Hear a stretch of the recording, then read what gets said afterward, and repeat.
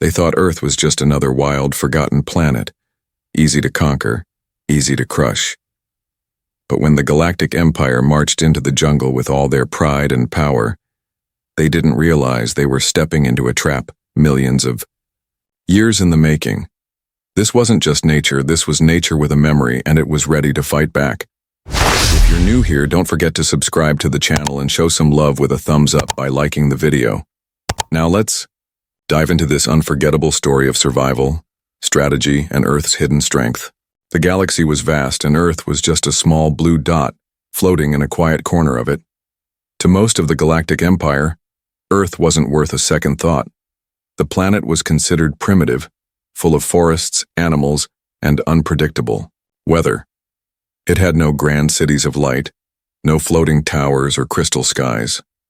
To the Empire, it was just wilderness, untamed and unnecessary. When the first scout reports came in, they confirmed everything the Empire believed. The people of Earth lived close to the ground, depended on nature, and used outdated tools. Their technology looked ancient. Their forces were small. Their cities were hidden beneath thick trees or wedged between mountains. From space, the planet looked like a green mess. That's all it took. The Empire decided Earth would be easy to conquer. Commander Tarlin stood in the middle of a silver chamber, surrounded by glowing maps and buzzing drones. His dark armor reflected the light, and his face held the same confident smirk seen in every high-ranking galactic officer. He had crushed planets before, stronger, smarter, better defended than Earth. This mission, he told his team, would be more of a demonstration than a battle. A message to the rest of the galaxy: join us or be forgotten like Earth. His orders were swift and clear. Land in the forests, destroy resistance, and claim the ground. On Earth, however, things were different. Deep in the heart of the rainforests, where sunlight barely reached the ground, a different kind of force prepared for the invasion. Captain Rowell moved like part of the jungle itself, each step silent, each breath in rhythm with the wind. He was born in these woods, raised on their challenges, and trained to become one of Earth's most skilled jungle fighters. His unit didn't wear bright armor or use talking machines. They wore muted greens, used blades as often as bullets, and studied the movements of birds and trees as signs. Technology was helpful, sure, but nature was their true ally. Rowell had heard rumors about the approaching ships. At first he thought they were just stories, tall tales shared between troops. But then the sky cracked open, and metal giants descended through the clouds. Massive starships glowing with blue engines hovered over the forests. The noise was like thunder, but constant. Birds scattered. Animals fled. The jungle, for the first time in a long while, held its breath. The Empire didn't. Wait. Commander Tarlin ordered troops to drop into the forests. Soldiers marched out in perfect lines, metal boots crushing leaves and twigs, armor clicking with each step. They brought drones that scanned the land, machines that chopped down trees, and weapons that glowed with humming energy. Tarlan watched, proudly from above, thinking it was already over. But the jungle didn't care for straight lines and metal machines. It twisted. It turned. It shifted underfoot. The deeper the soldiers went, the less they understood. Paths disappeared. Drones lost signals. Their glowing armor became easy targets in the shadows. Even their AI-guided maps began to show different readings. It was as if the jungle itself was playing tricks on them. Rowell watched from the trees. His unit remained hidden, still, silent. He didn't rush. He studied. Every sound, every mistake the invaders made was a clue. The aliens were strong, yes, but they didn't belong here. They didn't understand how rain made the soil shift, how the air turned thick enough to rust metal in hours, or how vines could hide both danger and safety. Rowell smiled faintly. They had no idea what they had walked into. Back in space, Tarlin received reports. Strange delays, missing patrols, technical issues. But he didn't worry. He believed his soldiers just needed more time. After all, what could Earth possibly do to stop them? What Tarlin didn't know was that Earth had been preparing, not with flashy weapons, but with patience, with knowledge, with silence. While the Galactic Empire trained its soldiers in metal halls and artificial battlefields, Earth's warriors trained in mud, rain, and fire. They learned how to disappear into the land, how to survive with nothing, and how to wait for the right moment. Raoul crouched beside a small hill covered in moss. He tapped his communicator lightly. A faint vibration ran through the ground, a signal to his unit. All across the forest, silent shadows moved. They weren't attacking yet. Not today. Today they were simply watching, learning, and planning. Because in this jungle, speed meant nothing. Noise meant death. And arrogance? Arrogance was the first step to failure. The Galactic Empire believed they were the hunters. They thought Earth was prey.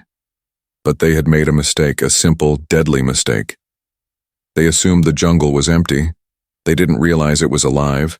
And worse, they didn't realize that within its depths were warriors who didn't just fight in the wild. They were the wild, and they were waiting. The first light of day broke through the thick jungle canopy as a distant hum filled the sky. Birds that normally sang at sunrise fell silent. Insects quieted. The trees seemed to hold their breath. High above the forest, the alien transport ships hovered like shadows against the clouds. Their engines didn't roar. They purred with cold precision. The Galactic Empire had arrived. Below, the jungle waited. Commander Tarlin stood at the edge of the landing bay, his sharp eyes watching as soldiers marched into dropships. Their armor shimmered with pale blue energy, and their helmets flickered with data feeds from orbiting satellites. He spoke calmly into his communicator, issuing orders with the confidence of someone who had never known defeat. The plan was simple. Divide the forces into small squads. Sweep through the jungle, locate human outposts, and destroy them. The locals wouldn't stand a chance. Meanwhile, on the ground, Earth's defenders were already in place. Hidden beneath branches tucked into caves perched in trees, Special Forces teams moved like shadows. One of them was Scout Darja, a quiet woman with eyes that could read a landscape like a book. She had lived most of her life in the jungle, learning its signs, understanding its moods. Her team had been tracking the alien ships for days, silently, observing their every move. She watched from high in a tree as the first group of alien troops touched down. They stepped onto the soft, damp earth like strangers entering a world they didn't understand. The alien squads moved quickly, relying on advanced scanners and flying drones to guide them. Their boots left deep prints in the mossy ground. Their drones zipped ahead, scanning for signs of heat or motion. Lieutenant Hyven, leading one of the field units, was focused and sharp. His team was made of elite soldiers trained on metallic worlds, efficient, obedient, and heavily armed. Still, something felt wrong. His map showed flat land, but the terrain twisted. The air was thicker than expected. Vines wrapped around their equipment. The ground squished underfoot in strange ways. He shrugged it off. Just a minor inconvenience. Back, in the trees, Darja noticed their formation. Too tight, too predictable. She signaled her team with a subtle movement of her fingers. A bird call followed. The jungle responded, not with words but with action. Tiny shifts, fallen leaves that weren't there before. The rustle of a branch. The aliens noticed nothing. As the Empire's troops pushed deeper, their drones began to glitch. One by one, signals were lost. Pilot Zintek, the drone operator aboard one of the hovering ships, frowned as his screens flickered. Data streams disappeared. He tapped his controls, trying to recalibrate. Nothing worked. The jungle was blocking more than just sunlight. It was blocking their technology. Then came the first disappearance. A patrol unit failed to check in. Then another. Hyven sent a runner to investigate, but the soldier never returned. Strange sounds filled the comms, brief static, a sharp breath, then silence. Tension rippled through the ranks. Tarlin dismissed it as human interference, but Hyven was beginning to understand the truth. They weren't in control. Darja moved with her team like wind through leaves. They didn't engage yet. Not fully. They set traps. Simple ones. A lifted root, a pressure plate, a thin vine stretched across a path. When the first alien soldier tripped the mechanism, it didn't cause a loud explosion. It released a fine powder that blinded him. Another triggered a net made of razor-thin wires. Not deadly, just confusing, just enough to make the soldiers stop trusting the ground beneath their feet. By nightfall, fear had begun to take hold. The jungle was not quiet. It whispered. Branches creaked. Water dripped in ways that sounded like footsteps. The Empire's soldiers, trained in cities and starships, were not used to this. Their hearts beat faster. Their breathing became louder. Their flashlights caught glimpses of movement, but when they turned to look, there was nothing. Zintek watched another drone vanish into blackness. "They're hiding from us," he muttered. But Darja wasn't hiding. She was hunting. Her people weren't scattered. They were circling. Tarlin still believed in victory. He believed Earth was just stalling, using fear tactics to delay the inevitable. But what he didn't see was the calm confidence in every Earth soldier. They weren't afraid of the jungle. They were part of it. They didn't fight like the Empire expected. They struck from behind, then disappeared. They didn't chase. They lured. They didn't waste ammo. They chose targets with care. Every move was a warning. Hyven finally contacted the commander with a grim report. "They know this land better than we know our own ships. We're being watched, surrounded, picked apart." But even as he said it, another soldier disappeared into the night. One moment he was standing next to him, the next, just empty space. By morning, morale was crumbling. A few alien troops refused to move deeper. Their leaders forced them forward. But the fear was growing. Equipment began to rust, weapons jammed, scanners went dark. The jungle had no patience for metal and pride. Darja stood at the edge of a clearing, watching a squad pass below. She didn't move. She didn't speak. Her eyes told the story. This was no longer an invasion. It was a warning. The jungle had tolerated them long enough, and Earth was just getting started. The jungle had become silent again, but it was not the silence of peace.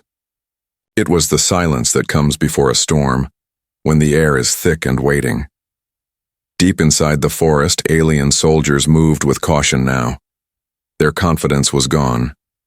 They had learned that the trees were not just trees, the vines not just plants. Everything around them seemed to watch, to listen, and then to strike. The Galactic Empire had come with loud footsteps and glowing weapons, but now every sound made them flinch. The jungle had begun to fight back, and it was fighting in a way they had never seen. Commander Tarlin had stopped smiling. He stood, in a temporary command post built near the edge of a dried riverbed. The technology still worked, barely, but it offered no comfort. His screens flickered, showing distorted maps and incomplete scans. Communications with field units were patchy. The jungle, thick and endless, seemed to swallow signals just as easily as it swallowed soldiers. Tarlin wasn't used to losing control. Every other planet had been predictable. Not Earth. Earth was different. Scout Darja was now leading the second wave of strikes. Her team had spent years training in these forests, mastering every path, every sound. They didn't fight with loud guns or flashy armor. They used patience and precision. They knew how to hide in plain sight and when to strike without being seen. With Captain Raoul coordinating the broader resistance, Darja's team became the blade in the darkness. They chose their targets carefully: officers, drone operators, technicians. They didn't aim to kill quickly. They aimed to confuse, to break down order piece by piece. Alien Sergeant Kren, who had been assigned to bring in heavier firepower, finally set up his artillery unit on a ridge. But even that took hours. The ground was soft, and every tool rusted faster than expected. When they finally got the weapons running, visibility was low. The canopy was too thick, and their systems could barely get a clear reading of the landscape. Moments after they launched their first test shell, it misfired, exploding in the trees nearby.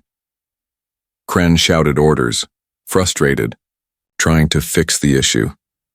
But the problem wasn't the equipment, it was the jungle. It simply didn't want them there. In a nearby clearing, healer Lyra crouched beside a wounded Earth soldier. She used plants she had known since childhood, wrapping leaves around a cut and pressing a root paste into a burn. Her medical knowledge wasn't stored in a digital device. It was passed down from those who had lived in the forest for generations. She moved quickly but calmly, her ears always alert for the soft footsteps of danger. Lyra's hands healed, but she was also a soldier. If needed, she could fade into the trees and become invisible like the rest. The galactic troops tried to reorganize. They moved in tighter groups and sent out scouts ahead. But every plan they made seemed to fall apart. Drones refused to fly more than a few meters before crashing into the canopy. Their high-tech weapons jammed in the moisture. Their bright armor, once a symbol of strength, made them easy targets in the shadows. The forest didn't just hide Earth's forces, it helped them. Birds would fly just before an ambush. Rain would start suddenly, covering the sound of footsteps. The very air seemed to carry secrets. And then the strikes began in full. Not from the front, but from every side. Earth soldiers didn't attack with large armies. They attacked in small, perfect moments. A figure would drop from a tree, fire once and vanish again. A sudden explosion from beneath the soil would send alien troops into confusion. Sergeant Kren tried to fire back, but he couldn't see the enemy. He fired into the trees, wasting energy and drawing attention to himself. It only took minutes for Darja's team to reach him. By the time they were gone, his unit was no more. Commander Tarlin watched all of this unfold with growing dread. His empire had trained him for many kinds of war, but not this one. Not a war where the enemy was never seen, where every tree might be a hiding place, every shadow a trap. His soldiers were not used to this kind of fear, and fear was spreading fast. Earth's special forces moved like ghosts.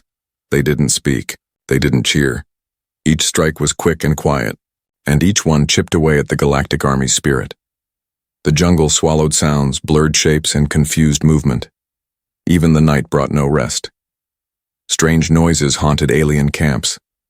Eyes glowed briefly in the dark. Lights were smashed. Tools vanished. Soldiers woke up and found their gear missing, or worse, found that someone had been close enough to take it without being heard. Lyra helped another wounded fighter, whispering comfort in the dim light of a leaf-covered shelter. Outside, Darja stood watching, silent as always. She didn't need to say anything. The message had already been sent. The jungle was not a battlefield. It was a living weapon. And now, it had chosen its side. The Galactic Empire had brought machines. Earth had brought its people. And the people knew their home. When shadows strike, they leave no warning. Only silence. The jungle was quiet again, but not because the battle was over. It was quiet because the enemy was broken. The trees stood tall, their leaves still dripping with morning rain. The vines swayed gently in the breeze, hiding the scars of war beneath, their green beauty. Earth's defenders had disappeared into the shadows once more, but their presence lingered like a whisper. The galactic soldiers, once proud and confident, were now tired, scattered, and afraid. Their weapons felt heavier, their footsteps slower. Each direction looked the same. Every path led to confusion. Their mission, once so simple, had become a nightmare without end. Commander Tarlin stood at the center of a battered command tent. His face, once calm and sure, now showed signs of exhaustion. He stared at maps that no longer made sense. Their lines had been drawn from orbit based on assumptions and satellite scans. But down here in the thick of Earth's wilderness, those maps meant nothing. Trails vanished, hills moved, rivers changed shape. The jungle was alive, and it didn't follow rules. Tarlin finally understood that the battle had been lost long before the first shot was fired. It wasn't lost because of poor planning or bad luck. It was lost because they had underestimated everything: Earth, its people, and the land itself. Far from the chaos, young Scout Ellen crouched beneath a large tree, her eyes scanning the path ahead. She was small, quick, and quiet. She had been raised near these forests, trained by elders who taught her how to read the ground and listen to the trees. She wasn't a commander or a hero. She was a listener. And the jungle spoke to her in ways no machine ever could. She moved like the wind, guiding her squad through narrow paths, avoiding enemy patrols and marking safe places for retreat. She didn't speak often, but when she did, others listened. Her instincts had saved many lives. The Galactic Empire had tried to withdraw. What began as a slow retreat turned into a desperate flight. Soldiers no longer marched. They ran. Some dropped their weapons to move faster. Others tore off their heavy armor, no longer caring about protection. They just wanted to escape. But the jungle gave them no path. Their machines had long stopped working. Their navigation systems were useless. Escape routes were overgrown or blocked by fallen trees. Even the sun, which might have helped guide them, stayed hidden behind thick clouds and endless leaves. Captain Rowell had expected this moment. He had studied the Empire's habits, their routines, and their weaknesses. When he saw the panic begin, he gave one simple order: let them run. Don't chase, just guide. Earth's forces didn't block every path. They shaped the paths. They led the fleeing soldiers in circles toward dead ends, toward natural traps. Slowly, the forest closed in. Some of the alien troops surrendered, dropping to their knees, too tired to go on. Others vanished, swallowed by the wild, their fate unknown. Commander Tarlin sent one last message to the orbiting fleet. It was short and heavy. We are pulling out. Immediate evacuation. Do not wait. His voice was quiet. He didn't shout anymore. He knew what defeat looked like. The ships arrived, but there were fewer soldiers to pick up. Of the thousands that had landed, only a small number made it back to the extraction points. Most were lost, some to the enemy, some to the jungle, and some to their own fear. Envoy Maroon watched from the safety of a control station high above Earth. He had been the one to laugh at Earth's forests. He had once joked that humans would run from the first sight of advanced weaponry. Now, as the returning soldiers stumbled into the ship, eyes wide with terror, he said nothing. Some of them were injured. Others carried strange burns or deep cuts. A few had no wounds at all, but looked far worse, broken from the inside. They spoke in whispers of invisible enemies, of traps in the trees, of shadows that moved when no one was near. They didn't talk about victory, they talked about survival. As the last ship pulled away from Earth's surface, the planet grew small in the distance. But even from space, the green of its jungles was clear. It was not a dead planet. It was alive, wild, and dangerous in ways the Empire had never imagined. They had seen it as a problem to be solved. Now they knew it was a force to be respected. Back in the jungle, the special forces blended into the land once more. The battle was over, but they didn't celebrate. They had done what needed to be done. They had protected their home. Captain Rowell stood at the edge of a cliff overlooking the treetops. The wind was soft. He said nothing. He simply turned and disappeared into the forest. Near the old battlefield, Ellen found something half buried. In the mud, it was a small alien device blinking faintly. She picked it up and placed it into a carved wooden box, wrapping it with leaves. It wasn't a trophy. It was a reminder. The jungle remembered everything. It remembered the footsteps of the invaders, the arrogance in their voices, and the fear in their retreat. It remembered the warriors who stood silently in the trees, waiting, watching, and striking when the moment was right. And now, the galaxy would remember too, because the jungle had spoken, and Earth had answered.